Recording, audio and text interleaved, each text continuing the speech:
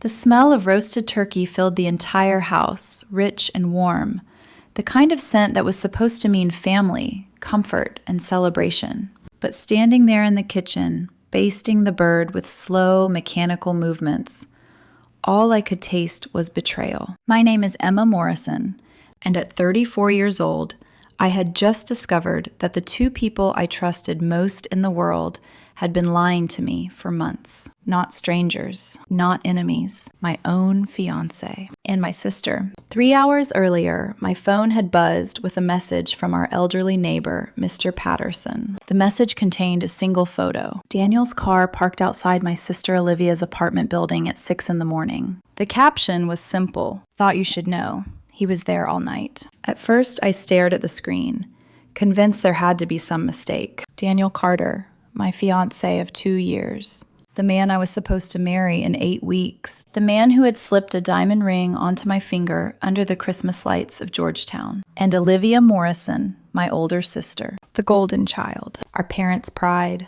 The successful real estate executive who drove a BMW, wore tailored suits, and helped run our father's company. The sister who was supposed to be my maid of honor at my wedding. I stared at the photo again. Daniel stepping out of Olivia's apartment building, his coat thrown over one shoulder, looking relaxed, comfortable.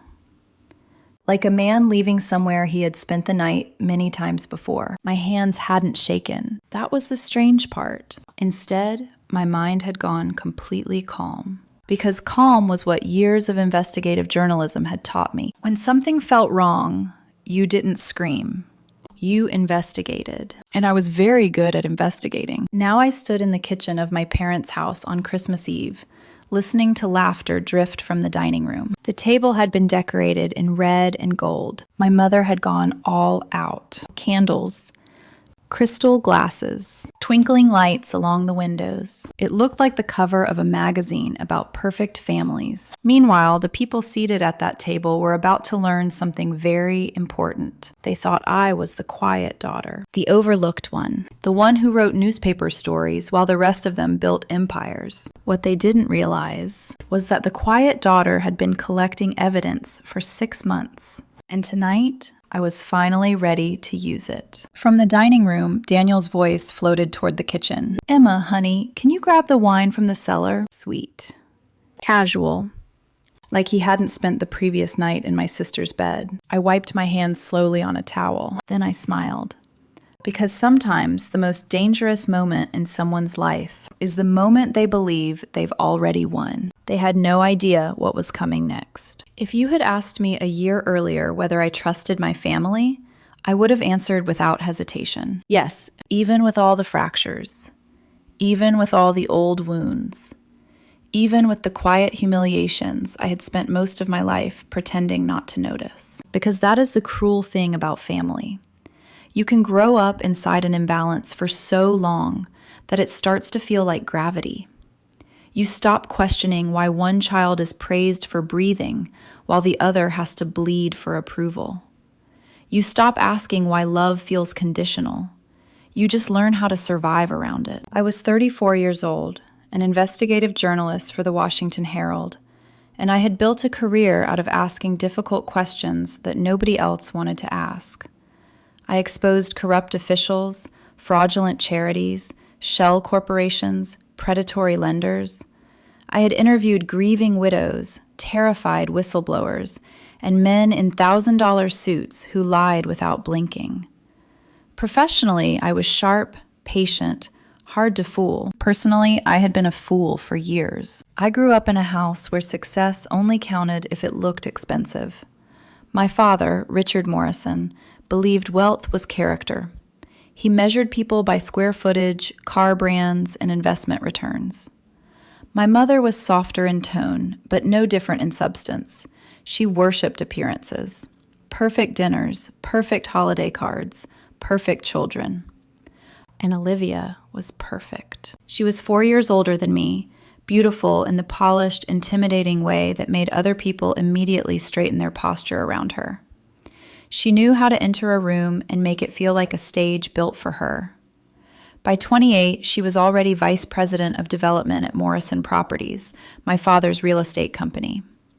She wore designer coats, closed million-dollar deals, and could say almost anything with enough confidence that people mistook it for truth. I, on the other hand, was the daughter they never quite knew what to do with. I liked notebooks more than cocktail parties, truth more than polish. I rented a small studio apartment, drove an aging Honda, and cared more about public records than luxury handbags. My father never said he was disappointed in me outright. He preferred jokes, little cuts wrapped in laughter. Emma always did have a talent for digging through dirt. Too bad journalism doesn't pay like real work. She could have joined the company, but I suppose some people prefer chasing scandals to building success. He would smile after saying things like that, and everyone was expected to smile with him. I usually did. Maybe that was my first real failure. Not that I lacked strength, but that I kept mistaking endurance for love. I met Daniel Carter at a charity media gala in DC almost 3 years before everything collapsed.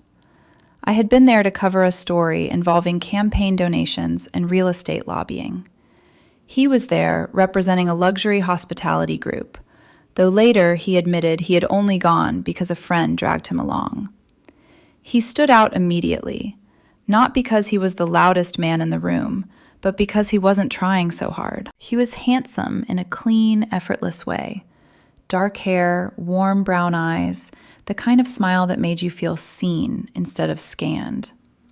While most men at those events talked like they were pitching themselves to invisible investors, Daniel listened. That was what got me. He listened. "You look like you'd rather be anywhere else," he said when he approached me near the bar. I looked at him over the rim of my water glass. "That obvious?" "A little." "And you?" He smiled. "I'm pretending to enjoy myself. You're not even pretending." I laughed, despite myself. That was how it started. Not dramatically, not with fireworks, just with ease. He asked questions about my work and seemed genuinely fascinated when I described how investigations came together. The patience, the paper trails, the hours of verifying tiny details until they formed something undeniable. Most people's eyes glazed over when I talked about that. Daniel's didn't. "That sounds addictive," he said. "It is." "You like catching people in lies?" "I like truth," I replied. He tilted his head. "That sounds dangerous." At the time, I thought he meant my profession. Now I know better. We started dating slowly. Coffee first, then dinners, then long walks through neighborhoods lit by street lamps and winter window displays. Daniel was affectionate without being overwhelming, attentive without being controlling. He remembered details, the kind of tea I liked when I was stressed, the deadlines that mattered, the names of editors I complained about. He brought me soup once when I had the flu and sat cross-legged on my apartment floor, reading headlines aloud in dramatic voices until I laughed so hard I nearly coughed up a lung. He made life feel softer. And after growing up inside the sharp edges of the Morrison household, softness felt like safety. When I introduced him to my family, I was nervous. Not because I doubted him, but because I knew them. I knew how quickly my father assessed men, how subtly my mother judged, how instinctively Olivia sized people up for weakness. But Daniel handled them well.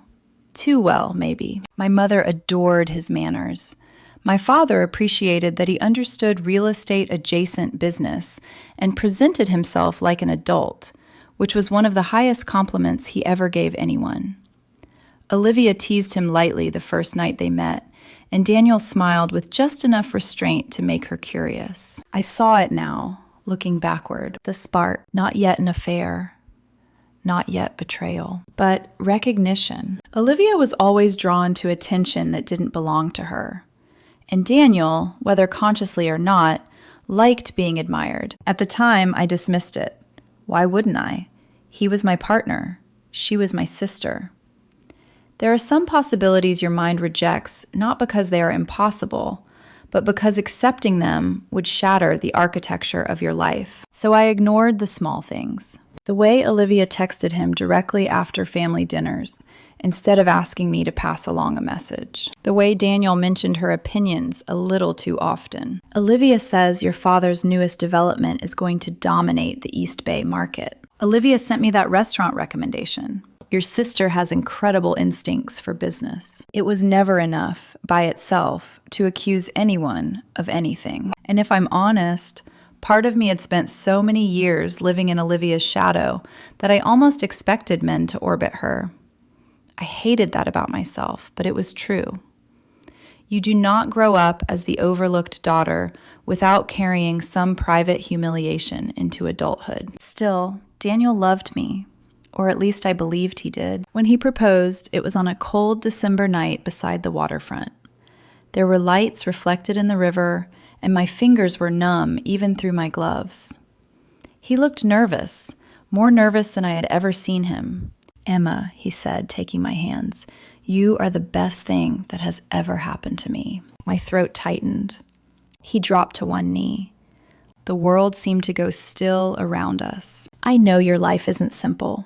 I know your work asks a lot of you. I know your family can be complicated." He gave a small, careful smile. "But I want to be the person you come home to. I want to build a life with you. Will you marry me?" I cried. Of course I cried. Not because of the ring, though it was beautiful. Not because of the setting. But because some wounded part of me had always wanted to be chosen, clearly, publicly, without hesitation. And in that moment, I thought I was. When I said yes, he stood and pulled me into his arms so tightly I could feel his heartbeat against my cheek. I remember laughing through tears. I remember how cold the diamond felt when he slid it onto my finger. I remember calling my mother afterward and hearing her delighted gasp. My father's first response had been, "About time." Olivia's had been more subtle. "Oh, Emma," she said, hugging me at the engagement dinner. "I'm so happy for you." Her perfume was expensive and sharp. Her smile was perfect. But when she pulled back, there was something unreadable in her eyes. Something I couldn't name then. Something I can name now. Calculation. The months that followed should have been happy. Wedding plans, venue discussions, taste tests, guest lists. But underneath the ordinary stress, something had already started to shift. Daniel became harder to reach. Not dramatically, just enough to make me question myself. More nights stuck in meetings. More glances at his phone with the screen turned away from me. More distracted silences when I spoke. And Olivia, strangely, seemed more present than ever. She took an interest in the wedding. Too much interest. She offered opinions on flowers, tuxedos, seating charts. She volunteered to help Daniel choose gifts. Once, when I walked into my parents' living room unexpectedly, I found the two of them leaning over her phone, shoulder to shoulder, laughing at something. The moment they noticed me, both straightened. "What?" I had asked, smiling. "Nothing," Olivia said too quickly. "Just business nonsense." Daniel kissed my temple as if that explained everything. And because I loved him, because I wanted peace, because I was tired of being the suspicious woman in stories I usually reported on from the outside, I let myself believe them. But the body often knows what the heart refuses to admit. I started sleeping badly, started replaying conversations after they ended, started feeling that subtle, nauseating pressure in my chest every time Daniel said he'd be late, every time Olivia's name came up unexpectedly. Every time my parents praised her while barely seeing me. It was like standing inside a house with hairline cracks in every wall. No collapse yet, no visible disaster, just that creeping knowledge that the foundation was no longer sound. And still, I stayed. Still, I planned the wedding. Still, I sat at family dinners and listened to my father admire Olivia's ambition while dismissing my work as if exposing criminals were a hobby. Still, I smiled when my mother said, "Daniel really fits this family so naturally." That sentence haunts me now because she was right. He did fit into the family far better than I ever had. Looking back now, the warning signs were everywhere. Not loud, not dramatic, just quiet little fractures spreading through the surface of my life. The kind most people ignore because acknowledging them would require tearing everything apart. For months, I told myself I was imagining things. I told myself I was being paranoid. I told myself that love meant trust. But trust without honesty is just blindness wearing a pretty name. It started with Daniel's phone. At first, it was subtle. He began taking calls in other rooms. Not every time, just often enough that I noticed. When we sat together on the couch at night, he tilted the screen slightly away from me. If a message appeared, he cleared the notification almost instantly. Once, while we were having dinner in my apartment, his phone buzzed. He glanced down, then flipped it face down. "Work?" I asked casually. "Yeah," he said quickly. "Hotel supplier nonsense." I nodded, but something in my stomach tightened. The strange part was that Daniel had never been secretive before. For almost 2 years, we had shared everything easily. Our schedules, our frustrations, even silly little things like memes and articles. Now there was suddenly a wall, and walls never appear without a reason. Around the same time, Olivia began showing up in conversations more often. At first, it sounded harmless. "Your sister gave me a great idea for the rehearsal dinner. Olivia thinks that vineyard venue might be overpriced. Olivia mentioned a new restaurant downtown we should try." Every time he said her name, he did it casually, like it meant nothing. But I began noticing how often the two of them seemed to interact without me. Text messages, short phone calls, occasional quick business questions. When I asked Olivia about it once, she shrugged lightly. "Oh, please," she laughed. "Relax, Emma. I'm helping your fiancé survive this family." She said it jokingly, but her eyes lingered on my face a little too long, like she was measuring how much I suspected. That was the first moment something cold slid through my chest. Still, I said nothing. Because accusing your sister of flirting with your fiancé sounds insane. Because accusing the man you love of betrayal feels like detonating your own life. So I did what people always do when they're afraid of the truth. I collected little pieces of evidence and pretended they meant nothing. Then came the canceled nights. Daniel had always been reliable. If we made plans, he kept them. But suddenly he was canceling dinners, client meeting, late project review, networking event. The explanations sounded reasonable, but the pattern wasn't. One evening in early November, we were supposed to attend a charity dinner together. I had even bought a new dress for it. 30 minutes before I was supposed to leave, he called. "I'm really sorry, Emma. Something came up." "What kind of something?" I asked. "Investor meeting." "At 7 p.m.? "Yeah." His voice sounded distracted. I stared at the mirror in my bedroom, still wearing the dress. "You could have told me earlier. I just found out." A pause stretched between us. "Daniel," I said slowly, "is everything okay?" "Of course it is." Too fast.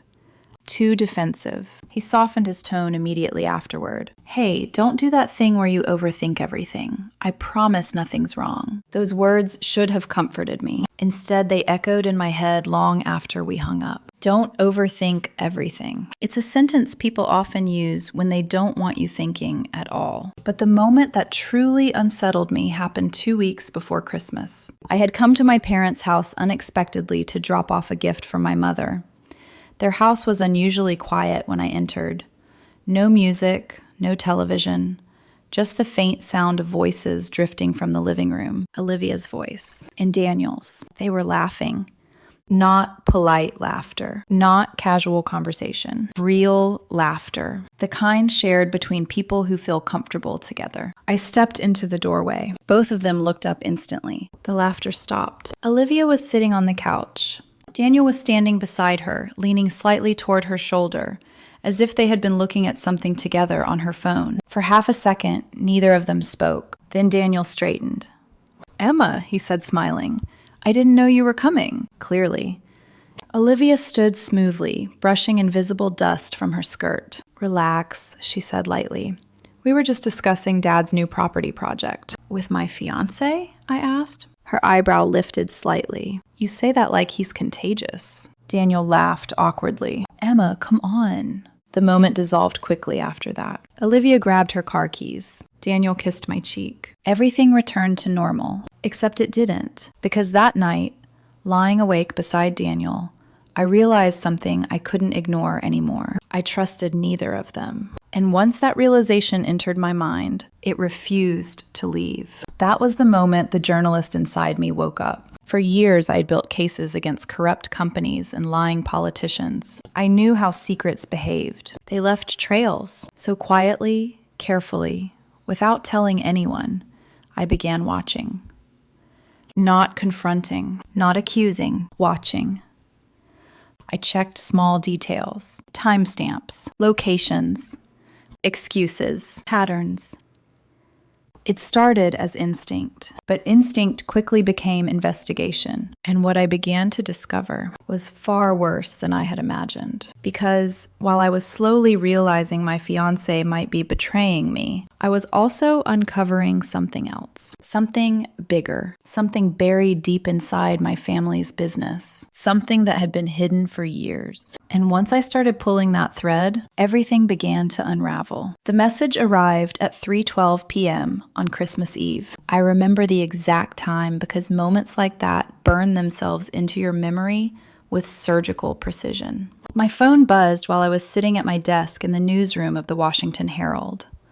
Most of the office was already empty. People had left early to be with their families, and the quiet hum of computers filled the space like distant white noise. The sender's name made me pause. Mr. Patterson. Our elderly neighbor. He rarely texted me unless something unusual happened in the neighborhood, like suspicious cars or packages delivered to the wrong address. I opened the message. There was only one line. Emma, I'm not sure if this is my business, but I thought you should know. Below it was a photo. For a moment, my brain refused to process what I was seeing. Then the details clicked into place, one by one. The building in the background, the silver BMW parked at the curb, and the man stepping out of it. Daniel, my fiancé. He was standing on the sidewalk in front of a familiar apartment complex, Olivia's apartment building. The timestamp on the photo read 6:02 a.m. My chest tightened. I stared at the picture for a long time, searching for any possible explanation. Maybe he had just dropped something off. Maybe there had been some kind of emergency. Maybe. My phone buzzed again. Another message from Mr. Patterson. He came out of the building, Emma. Looked like he'd been there all night. My stomach dropped. Same thing happened Tuesday, he added, and last weekend. The newsroom suddenly felt colder. For several seconds, I didn't move, didn't breathe, didn't think. Then the journalist inside me took over. I opened my calendar. Tuesday night. Daniel had canceled dinner with me because of a client meeting last weekend. He told me he had been visiting a friend out of town. My fingers moved slowly across the keyboard as I began checking things. Rideshare receipts, parking timestamps, his social media activity. Each tiny detail clicked into place like pieces of a puzzle I had never wanted to solve. And the picture they formed was unmistakable. For 3 months, my fiancé had been spending nights at my sister's apartment. 3 months. 3 months of planning our wedding. 3 months of kissing me goodbye in the morning. 3 months of lying to my face. I leaned back in my chair and closed my eyes. The pain didn't arrive immediately. First came something else. Calm. That cold, steady calm that always appeared right before a major investigation broke open. When the truth becomes undeniable, emotion steps aside. Facts take control. I typed a short reply to Mr. Patterson. Thank you for telling me. Then I closed the message and stared out the dark newsroom window. The city lights of Washington flickered below like distant stars. Christmas Eve. Family dinner at my parents' house in 3 hours. My father would sit at the head of the table. My mother would serve wine and pretend everything in our family was perfect. Olivia would smile like she always did. Beautiful, confident, untouchable. And Daniel would probably sit beside me, maybe even hold my hand. The thought made something twist violently in my chest. I stood up slowly and grabbed my coat. My phone buzzed again.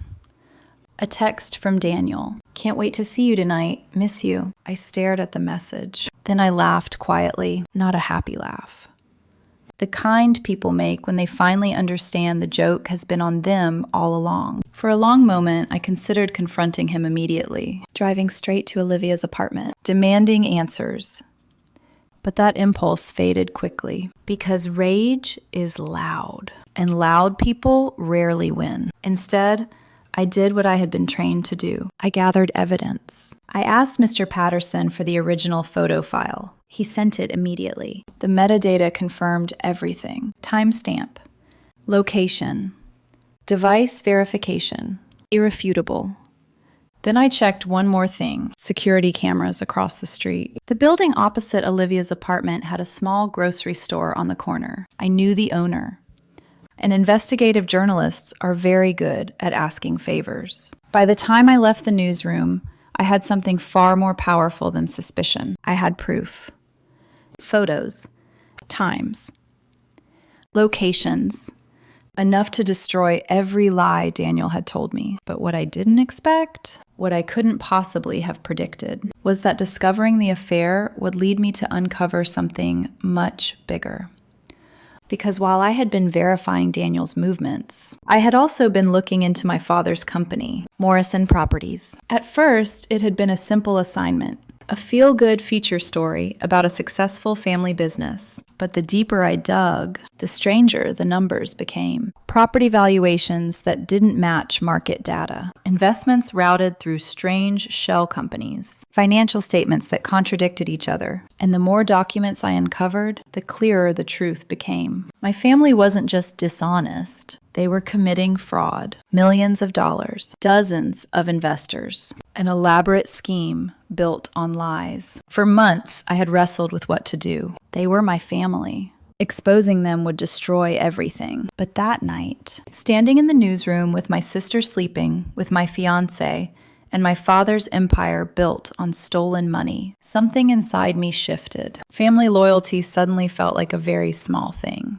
I slipped my phone into my pocket and walked out into the cold night air. Snow had started to fall. By the time I reached my car, the streets were almost empty. Christmas lights glowed softly from houses and storefronts. People were celebrating, laughing, trusting the people around them. I drove toward my parents' house with a strange sense of clarity settling in my mind. Because tonight, at Christmas dinner, everyone would finally learn the truth. Not just about the affair, but about everything. And none of them, not Daniel, not Olivia, not even my father, had any idea what was about to happen. By the time I arrived at my parents' house, the snow had begun to fall more heavily. Soft white flakes drifted across the driveway, collecting on the hedges and the long stone pathway leading to the front door.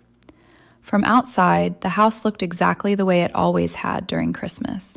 Warm, glowing, perfect. Lights shimmered in every window. Garlands wrapped around the columns. Music floated faintly through the walls. To anyone passing by, it would have looked like the home of a happy, successful family celebrating the holidays together. I stood on the porch for a moment before going inside, not because I was afraid, but because I knew something fundamental in my life was about to end. Then I opened the door. Warm air rushed over me, along with the smell of roasted turkey, cinnamon candles, and red wine.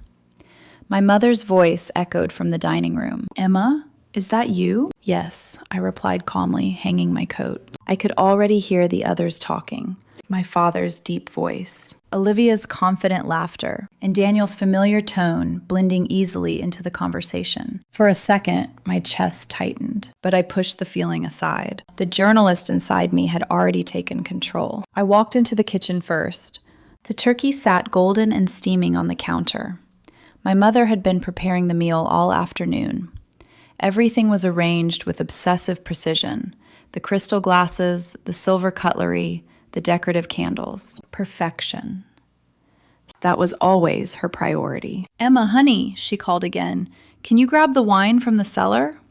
Her voice sounded cheerful, completely unaware that her family was about to implode. "Of course," I answered. My voice didn't shake. That surprised me. Maybe pain reaches a point where it stops being loud and simply becomes cold. The cellar was quiet and dim. I walked slowly along the racks until I found the bottle my father always saved for special occasions. A vintage red he liked to brag about to his friends. My hands remained steady as I lifted it. 6 months of investigative reporting had trained me well. Control. Patience. precision. Those same skills would serve me tonight. When I returned to the dining room, the scene was exactly as expected. My father sat at the head of the table, wearing an expensive navy suit, holding court as usual while discussing his latest development project. Beside him sat Olivia, perfectly composed, her posture straight, her expression confident. Across from them sat Daniel, my fiancé, the man who had proposed to me beside the river, the man who had spent the previous night in my sister's bed. When he saw me enter, he smiled warmly. "Hey," he said softly, like nothing had changed, like nothing had happened. I felt something inside me go completely still. My father noticed me and raised his glass. "There she is," he boomed. "Our hard-working journalist." His tone carried the same teasing condescension it always did. "Emma, you always did have a talent for digging through other people's business. Too bad you didn't choose something more profitable." Olivia smirked slightly. Daniel laughed politely. The old version of me might have laughed along with them, but that version of me had disappeared somewhere between the newsroom and this table. I placed the wine bottle gently on the table. "Speaking of digging," I said calmly, "I actually have something I'd like to share tonight." My mother clapped her hands with excitement. "Oh, wonderful! Are you finally announcing a promotion?" My father leaned back in his chair. "Maybe she's leaving journalism and joining the family business," he joked. Olivia tilted her head slightly, watching me with curiosity. Daniel's smile faded just a little. "Not exactly," I said. Then I looked directly at Daniel. His eyes widened. A flicker of recognition crossed his face. He knew something was wrong. "I know about you and Olivia." The room went silent. Not gradually. Instantly. Even the ticking of the old grandfather clock in the corner suddenly sounded louder. My mother blinked in confusion. "What?" Daniel's face drained of color. Olivia's fingers tightened around her wine glass. "What do you mean?" my father asked slowly. I reached into my pocket and placed my phone on the table. "I mean," I said evenly, "that my fiancé has been sleeping with my sister for the past 3 months." The words hung in the air like broken glass. Daniel was the first to react. "Emma," he said quickly, forcing a laugh, "I think you're misunderstanding something." "Am I?" I unlocked my phone and slid it across the table. The photo from Mr. Patterson appeared on the screen. Daniel's car outside Olivia's apartment at dawn. The timestamp glowing clearly. Olivia's eyes flicked to the screen, then away. "That's ridiculous," Daniel said. "Anyone could have taken that photo." I swiped again. Another picture appeared. Daniel and Olivia, sitting in his car outside a downtown hotel parking garage. Kissing.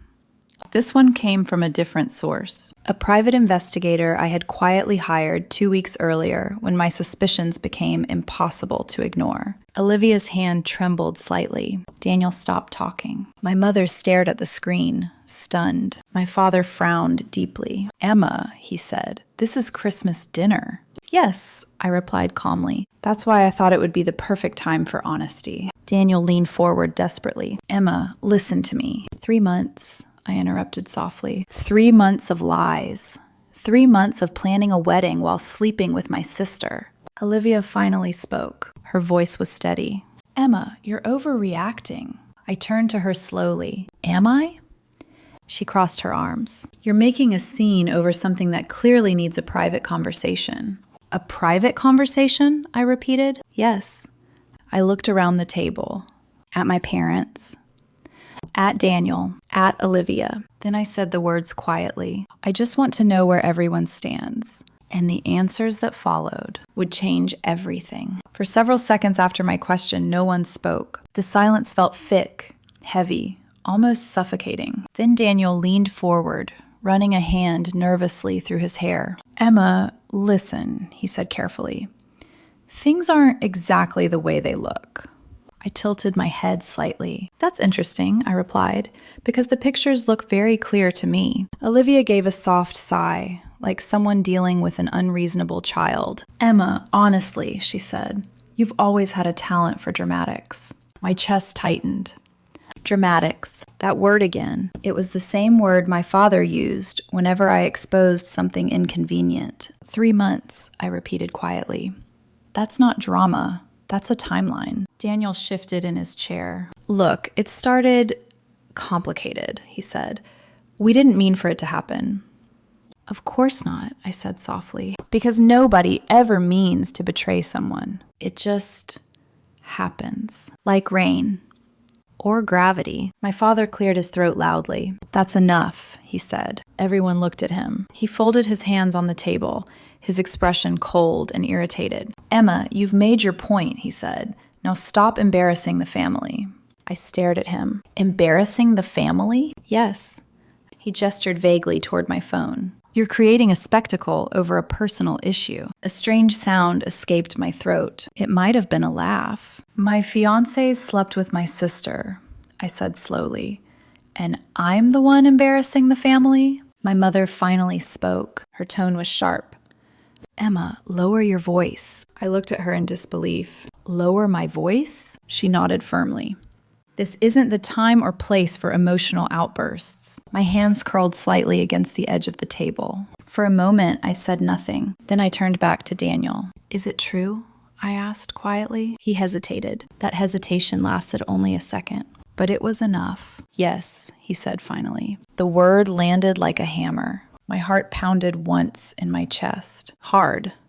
Painfully. But I forced myself to stay calm. When did it start? I asked. Daniel glanced briefly at Olivia, then back at me. A few months ago. Olivia rolled her eyes slightly. Emma, does the exact date really matter? I stared at her. It matters to me. She shrugged. Fine. October. 2 months after Daniel proposed to me. The room tilted slightly, but I refused to let them see it.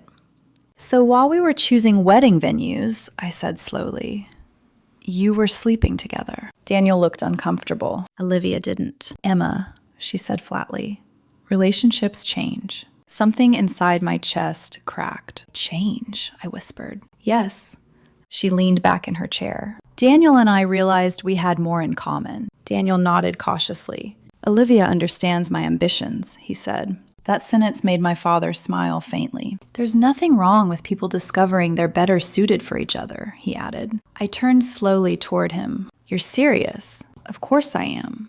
His voice carried the same calm authority he used in boardrooms. You and Daniel weren't married yet. My mother nodded slightly. Sometimes people realize they made the wrong choice. The words felt surreal.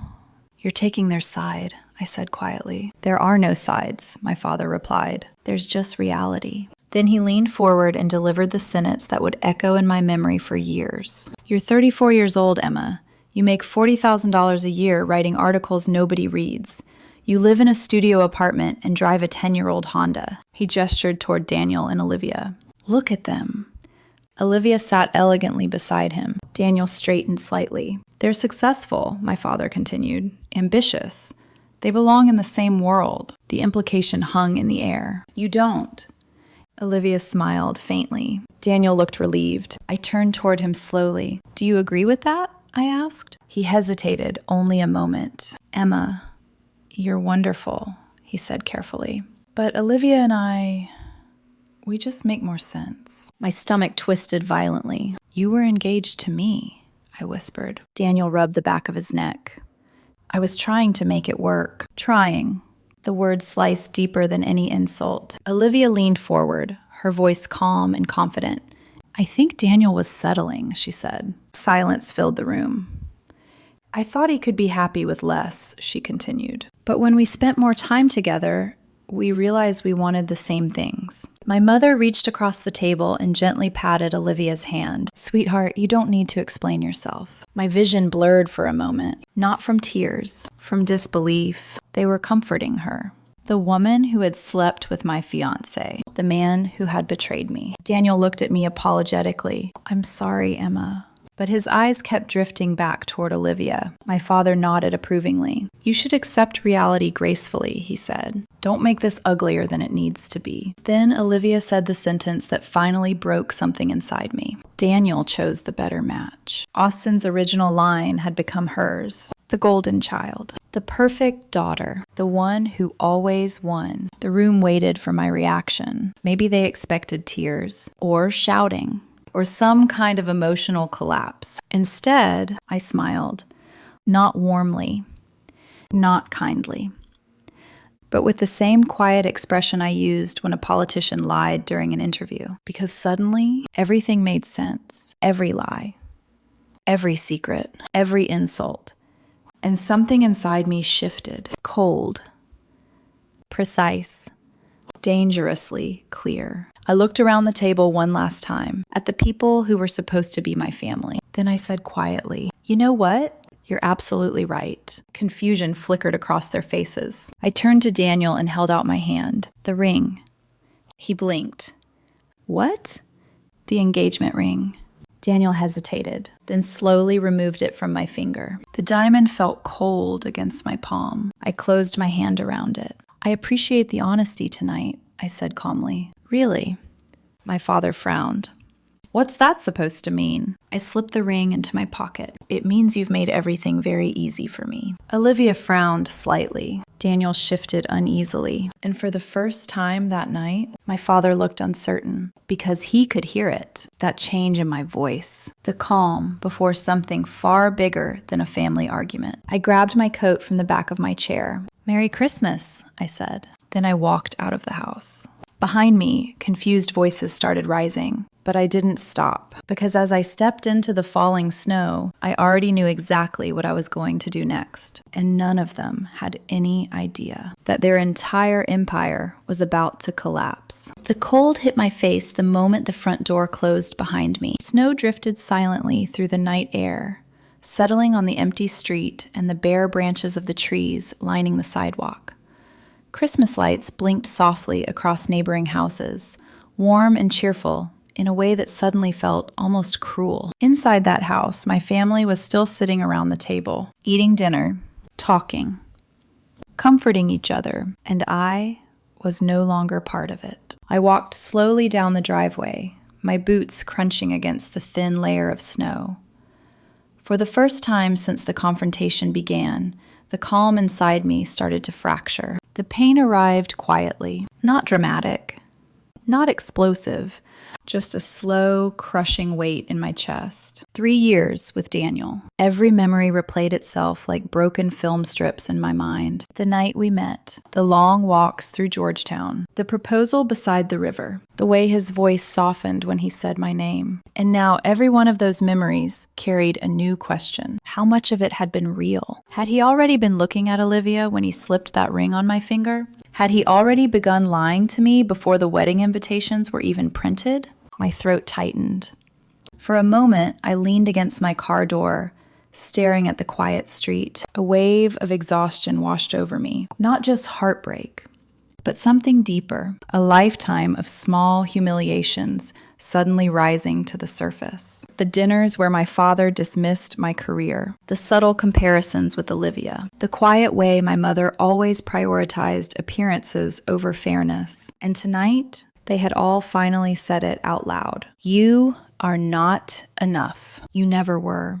The thought should have broken me. Maybe it almost did. I slid into the driver's seat and closed the door, resting my forehead against the steering wheel. For the first time that night, my hands trembled. Tears blurred my vision. I let them fall, not because they deserved my tears, but because grief needs somewhere to go. I cried for the relationship I thought I had, for the sister I thought loved me, for the parents who had chosen status over loyalty. And maybe most of all, I cried for the version of myself who had believed that if I worked hard enough, loved deeply enough, proved myself enough, one day they would finally see me. Outside, snow continued falling, soft, endless. After a while, the tears stopped. That's the strange thing about pain. It eventually reaches a limit. When that limit comes, something else takes its place. Clarity. I wiped my face and sat up slowly. The dashboard clock read 9:47 p.m. Christmas Eve. Most of the city was celebrating, families gathering, children opening presents, people believing the world was a kinder place than it really was. My phone buzzed. A message from Daniel. "Emma, please come back. We should talk." Another message appeared seconds later from Olivia. "You're overreacting. Don't destroy relationships over something emotional." I stared at both messages, then deleted them. More messages followed. My mother. "Emma, come home. This can be handled privately. My father.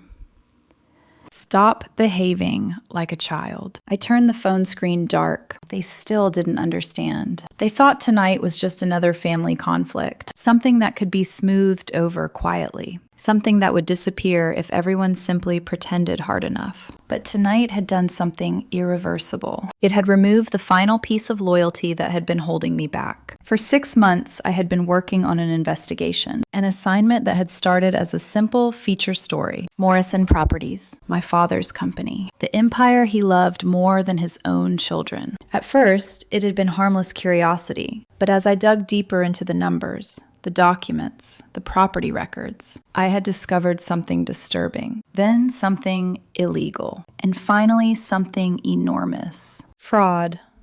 Millions of dollars. Investors misled. Financial statements manipulated. Shell companies hiding stolen money. The deeper I investigated, the more horrifying the truth became. And every night for weeks, I had asked myself the same question. How could I expose my own family? How could I destroy everything they had built, even if they deserved it? Even if innocent people had been hurt? Family loyalty had stopped me. Until tonight. Until the moment my sister calmly explained why my fiancé preferred her. Until the moment my parents told me I should accept it gracefully. Until the moment I realized something simple and devastating. They had never protected me. Not once. Why should I protect them? The answer settled into my mind like ice. I turned the car key. The engine started softly. Snowflakes drifted through the headlights as I pulled onto the empty street. By the time I reached my apartment building 20 minutes later, the pain in my chest had already transformed into something else. Something colder. Something focused. Inside my small studio apartment, the silence felt almost peaceful. No judgment. No lies. No false smiles. Just the quiet hum of the heater and the faint glow of my laptop on the desk. I hung my coat, poured myself a glass of water, then sat down in front of the computer. On the desktop was a folder I had created months earlier. The name stared back at me. Morrison Investigation. 6 months of work. Bank records. Property documents. Financial statements. Investor complaints. Every piece of evidence carefully organized. A complete map of the fraud hidden behind my father's company. For months, I had considered deleting it. Protecting the family name. Protecting Olivia. Protecting my parents. Protecting the illusion that we were still something resembling a family. But that illusion had died tonight. My finger hovered over the trackpad for a long moment. Once I did this, there would be no going back. My father would go to prison.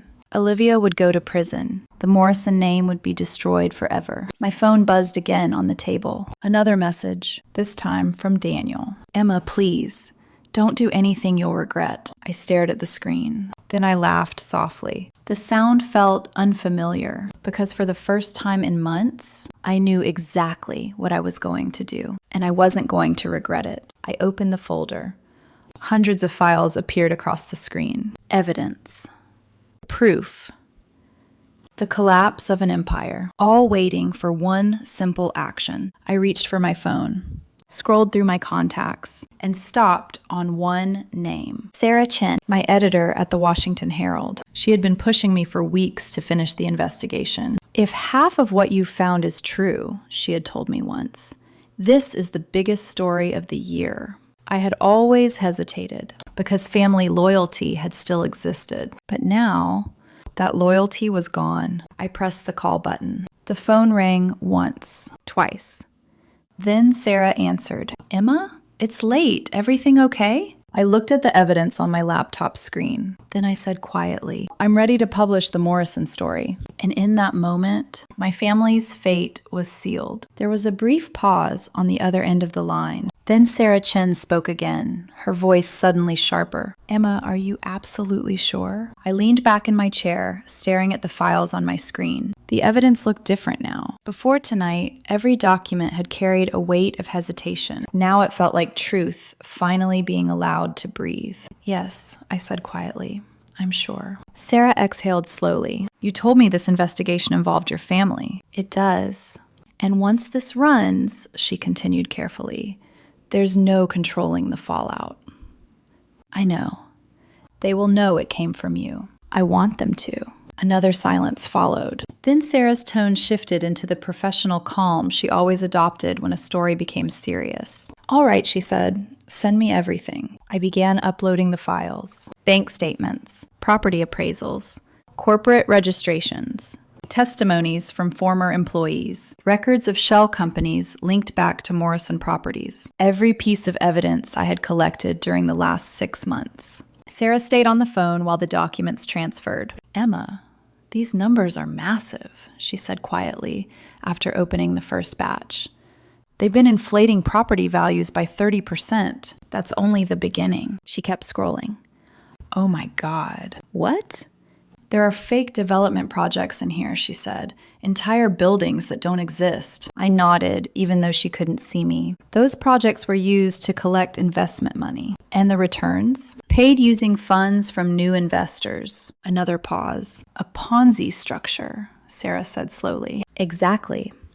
The line went quiet again. When she spoke next, her voice carried a mixture of excitement and disbelief. "Emma, this isn't just fraud. This is federal-level fraud." "I know." "How much money are we talking about?" "Conservative estimate," I said. $12 million. Sarah whistled softly. "That's prison time." My eyes drifted toward the window. Snow continued falling outside. "Yes," I said. "It is." "Okay," she said firmly. "I'm assigning 2 fact-checkers and a legal team right now. If everything verifies the way you're describing, this goes on the front page." "Good. And Emma?" "Yes?" I know tonight can't have been easy. A faint ache passed through my chest. "No," I admitted. "It wasn't. But it's necessary." Sarah hesitated. "Give me 2 hours." 2 hours? "We're pushing this to the early online edition. If the legal team signs off, it goes live tonight." I looked again at the Morrison investigation folder. 6 months of work. 6 months of quiet internal conflict. All leading here. "I'll stay up," I said. "I want to see it." The next 2 hours passed in a strange blur. Emails, phone calls, requests for clarification. Sarah and the editorial team cross-checking every number, every claim, every document. Around 1:30 a.m., my phone began vibrating with incoming messages. Daniel. My mother. My father. Olivia. Apparently, someone inside the company had noticed reporters making inquiries. The panic had started. I ignored every message. At 1:57 a.m., Sarah called again. "Emma," she said. "It's ready." My pulse quickened slightly. "The legal team cleared it?" "Yes." "The headline?" She read it aloud. "Morrison Properties, real estate empire built on fraud." For a moment, I said nothing. The words felt enormous. "Final." "This will destroy them," Sarah added quietly. Then I asked the only question that mattered. "When does 3 minutes?" I opened the home page, refreshed. Then suddenly the headline appeared at the top of the screen. Bold. Unmistakable. My investigation stretched across the entire front page. The story detailed everything. The shell companies, the stolen investments, the victims.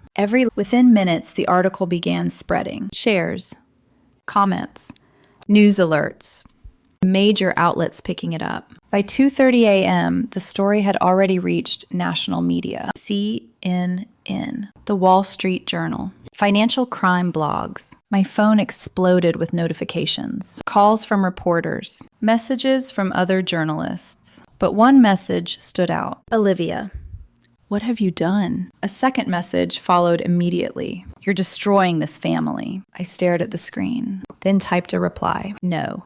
I exposed criminals." I hit send, then turned the phone face down on the desk. The next morning, I woke up to sirens. Not distant ones. Close. Very close. I walked to the window and looked down at the street. 3 black SUVs had stopped outside the Morrison Properties headquarters downtown. Agents in dark jackets stepped out, large yellow letters on their backs. FBI. Even from several blocks away, I could see reporters gathering quickly. Cameras. Microphones, police tape, the beginning of a public disaster. My phone rang again. "Sarah, "You're going to want to see this," she said. "I already am. They're executing warrants." "Good. Emma, the entire financial crimes unit is involved." I watched through the window as agents began carrying boxes out of the building. Hard drives, documents, evidence. And then I saw someone else. Olivia. She was being escorted out of the building by 2 agents. Her perfect hair was disheveled, her expression pale. For the first time in her life, she looked uncertain. Minutes later, another figure appeared, my father. Still shouting, still furious, but even from a distance, I could see the handcuffs. The empire was collapsing in real time. Sarah spoke again.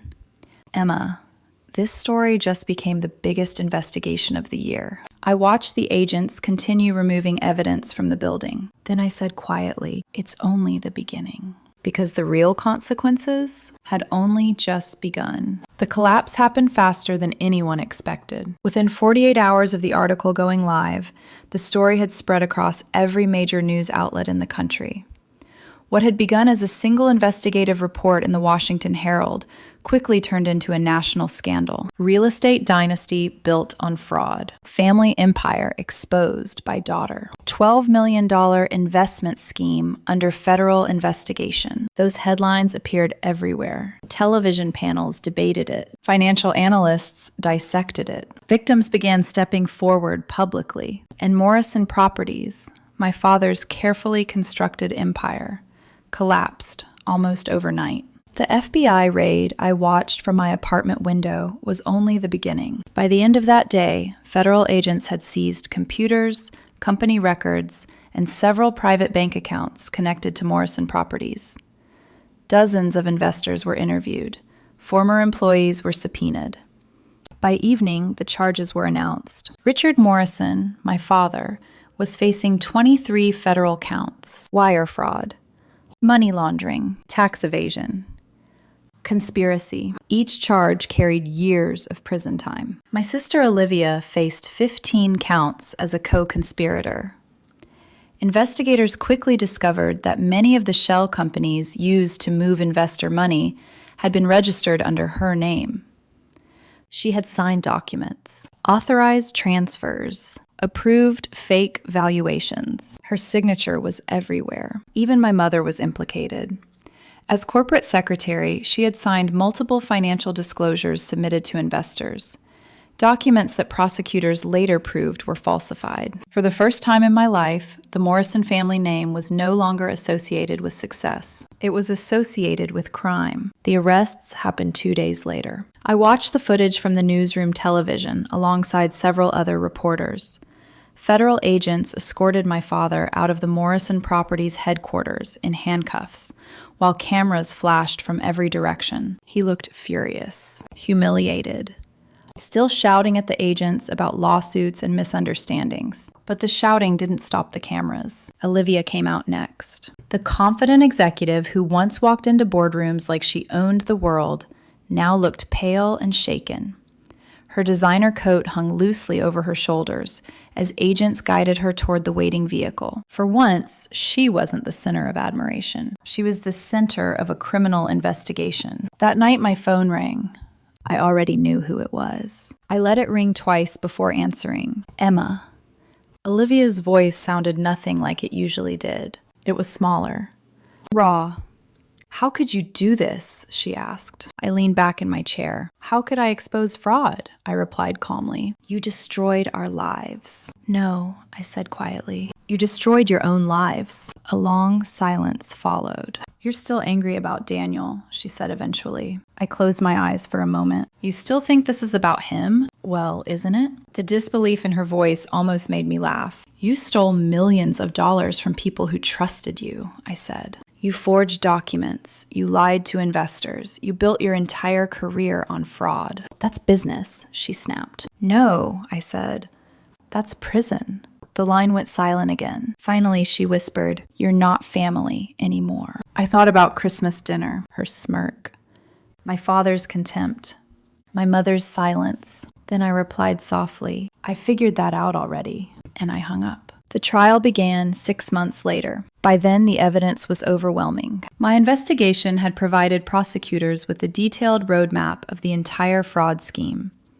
Additional financial audits uncovered even more violations: hidden accounts, undeclared assets, and falsified tax records. Former employees testified. Investors described losing their life savings. Accountants explained how the company had manipulated valuations and redirected funds. I testified as well, walking the jury through the documents I had uncovered, explaining the structure of the shell companies, showing how money flowed through the system. My father sat only a few feet away from the witness stand. He never looked away from me. His stare was filled with pure hatred. Olivia avoided eye contact entirely. My mother had already accepted a plea deal by then.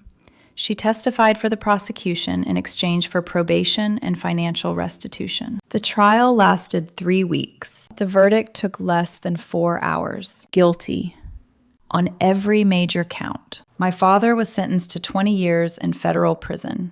Olivia received 15 years. Morrison Properties was dissolved immediately. Federal agents seized the company's assets, properties, vehicles, investment accounts, even the family mansion. Everything was liquidated to repay the victims. Most investors recovered only about 40 cents on the dollar, not enough to undo the damage, but enough to restore some measure of justice. Outside the courthouse, reporters surrounded me again. "Emma, do you regret exposing your own family?" The question hung in the air. Cameras pointed directly at my face. For a moment, I considered the answer carefully. Then I said simply, "My only regret is that it took me so long." The crowd fell quiet, and for the first time in years, I felt something that looked a lot like peace. 1 year later, I stood in the center of a grand ballroom in Washington, D.C., staring at a stage I had never imagined myself standing on. Crystal chandeliers glowed overhead. 200 journalists sat at round tables dressed in black and silver, and my name had just been called. The Pulitzer Prize for Investigative Reporting goes to Emma Morrison of the Washington Herald for her groundbreaking investigation into financial fraud within Morrison Properties. Applause filled the room. For a moment, I didn't move. Not because I was shocked, but because the journey to this moment had cost more than any award could measure. I walked toward the stage slowly. Every step echoed with memories. Christmas dinner, Daniel's betrayal, Olivia's smirk, my father's cold voice telling me I wasn't successful enough. The moment I realized my family valued money more than honesty. The moment I chose truth anyway. The presenter handed me the Crystal Award. It was heavier than I expected. As I turned toward the microphone, the applause faded into quiet. Rows of journalists watched me. People who had read the investigation. People who knew the story. But none of them knew what it had truly cost. I took a slow breath. In accepting this award, I began, I want to acknowledge the people who truly deserve recognition in this story. The room remained silent. The investors who trusted the wrong people with their life savings, the employees who risked their careers to expose the truth, and the prosecutors who ensured that justice was served. I paused briefly,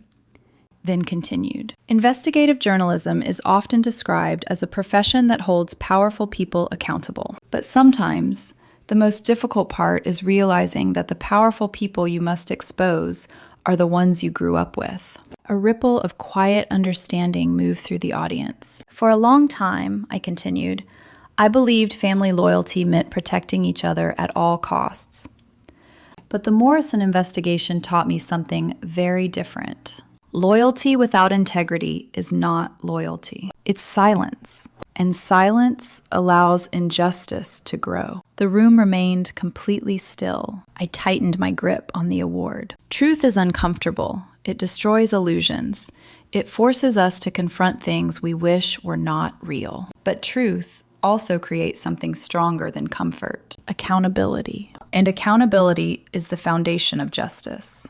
The applause returned slowly, then grew louder. As I stepped away from the microphone, the sound filled the entire ballroom. But strangely, the moment didn't feel triumphant. It felt quiet, peaceful, because the real victory had happened long before this night. The real victory had been choosing honesty when it would have been easier to look away. Later that evening, I walked alone through the cool streets outside the hotel. The city lights reflected softly on the pavement. My phone buzzed in my pocket. Messages from colleagues. Interview requests. Congratulations from reporters across the country. Among them was one message I hadn't expected. From Daniel. Saw the news about your award. Congratulations. You always said you wanted to make a difference. I stared at the message for a long moment, then deleted it. Some chapters of life are meant to stay closed. I slipped my phone back into my pocket and continued walking. My apartment was no longer the small studio I once lived in. The book deal that followed the investigation had allowed me to move into a modest one-bedroom overlooking the river. Nothing extravagant, but it was honest. Everything in my life now was built on something real. As I unlocked my door and stepped inside, my laptop sat open on the desk. A new folder waited on the screen. Next, investigation. Another case. Another story. Another truth waiting to be uncovered. I sat down and began reviewing the documents, because the lesson my family had taught me was one I would never forget. Powerful people will always believe they are untouchable. They will hide behind money, behind influence, behind family names. But eventually, someone asks the right questions. Someone follows the evidence. Someone tells the truth. And when that happens, it doesn't matter how powerful the lies once were. They fall. Every time. I opened the first file of the new investigation and started reading, because some stories don't end. They simply lead to the next truth waiting to be told. And this time, I was ready for it.